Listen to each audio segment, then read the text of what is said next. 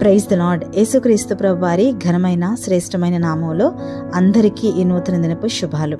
పేతురు రాసిన మొదటి పత్రిక 5వ అధ్యాయం 10వ వచనాన్ని జ్ఞాపకం చేసుకుందాం. సర్వకృపానిధియగు దేవుడు కొంచెము కాలము మీరు శ్రమపడిన పిమ్మట తానే మిమ్మును పూర్ణులుగా చేసి స్థిరపరిచి బలపరచును. జనరల్గా మనకేదైనా ఒక శ్రమ కలిగినప్పుడు మొట్టమొదటిగా మనం కోల్పోయేది దేవుని యందు విశ్వాసం, నమ్మకం పోద్ది మనకి. ఆ తర్వాత ప్రార్థించాలి అనిపించదు. ఎన్ని సంవత్సరాలుగా ఎన్ని శ్రమలైనా సరే ఓర్చుకుంటూ కూడా నిన్ను సేవిస్తూ ఉంటే, నిన్ను ఆరాధిస్తూ ఉంటే, నీ యందు విశ్వాసం ఉంచితే, నీవేంటి ప్రభా నన్ను ఇలా పరీక్షిస్తున్నావు, ఇంకెంతకాలం నేను ఇలా ఏడుస్తూ బ్రతకాలి అంటూ పదే పదే మన మనసులో దేవుణ్ణి ప్రశ్నిస్తూ ఉంటాం. వాక్యం చదవడానికి మనసు రాదు, ప్రార్థన చేయడానికి మనసు రాదు, ఈ పోరాటాలతో అసలు మందిరానికే వెళ్ళాలి అనిపించదు.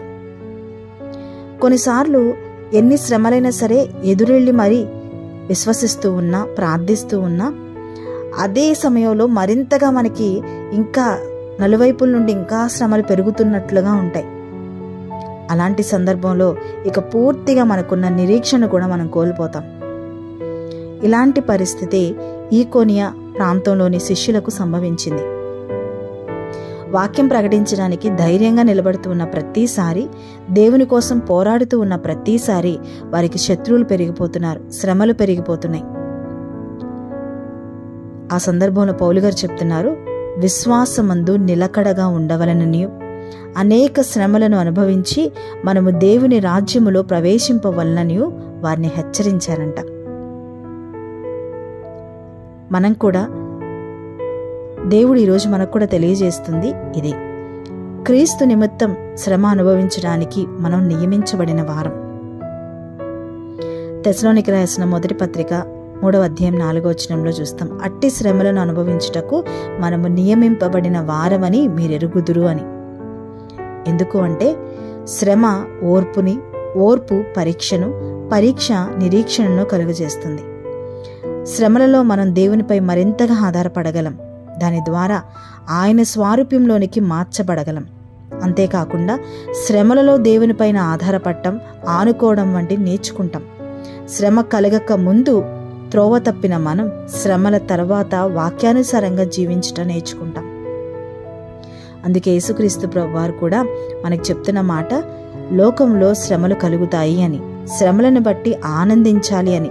శ్రమ దినాన కృంగిపోతే మనం మరణిస్తాం, అదే శ్రమలలో ఓర్చుకుంటే మన ప్రాణం కాపాడుకుంటాం, ఫలితంగా జీవ కిరీటాన్ని మనం పొందుకుంటాము అని. యోహాను సువార్త 16వ అధ్యాయం 33వ వచనంలో ఉంటుంది, లోకములో మీకు శ్రమ కలుగును, అయినను ధైర్యము తెచ్చుకొనుడి, నేను లోకమును జయించి ఉన్నాను అని. మిమ్మల్ని శోధించుటకు మీకు కలుగుతున్న అగ్ని వంటి మహాశ్రమను గూర్చి మీకేదో ఒక వింత సంభవించినట్లుగా అనుకోకండి. నాకే ఎందుకు జరుగుతుంది అని మాత్రం అనుకోకండి. శ్రమ ప్రతి ఒక్కరి జీవితంలో ఉంటుంది. క్రీస్తు మహిమ మన ద్వారా బయలుపరచబడాలి అని అనుకున్నప్పుడు తప్పకుండా మనం శ్రమ అనుభవించాల్సే ఉంటుంది.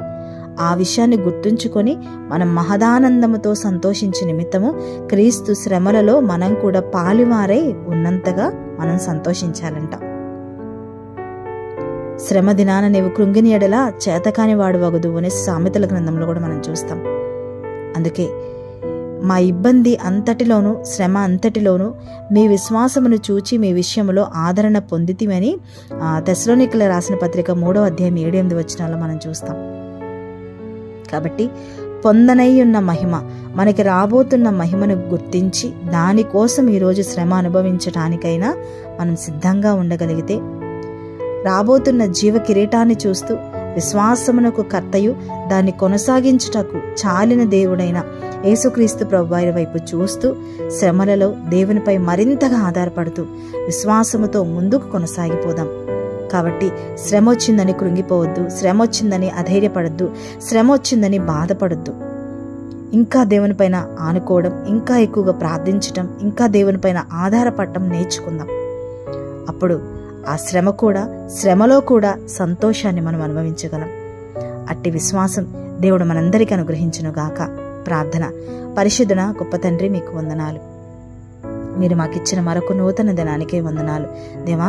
ఈ దినమంతా కూడా తండ్రి పరిశుద్ధపరిచి పవిత్రపరిచి క్షేమాన్నిచ్చి కృప చూపండి తండ్రి. నీకు వందనాలు. ఇక కొంచెము కాలము శ్రమపడిన తర్వాత దేవ మీరు మమ్మల్ని సంపూర్ణులుగా చేసి మమ్మల్ని స్థిరపరిచి బలపరుస్తానని వాక్యం సెలవిస్తుంది. అవునయ్యా, ఒక శ్రమ తరువాత మాకు మేలు, కీడు వెనక మేలు ఉంది అన్నట్లుగా ఒక శ్రమ మేము అనుభవిస్తున్నాము అంటే దానికి ఒక కారణం, ఉద్దేశం ఉంది కనుక ఆ శ్రమలో కూడా మేము ఆనందించగలగడానికి సహాయం చేయండి. ఈ శ్రమలో ఉన్నప్పుడే మేము ఇంకా సంతోషించడానికి, ఇంకా మీ మీద ఆనుకోవడానికి, ఇంకా మీ మీద దేవా విశ్వాసం ఉంచి మా విశ్వాస జీవితంలో ముందుకు కొనసాగడానికి సహాయం చేసి నడిపించండి. అన్ని విషయాల్లో మీరే కృప చూపి కుటుంబాలన్నిటిని పేరు పేరున జ్ఞాపకం చేసుకుని ప్రతి లోటును మీరే సరిచేసి సమృద్ధిని దయచేయండి దేవా.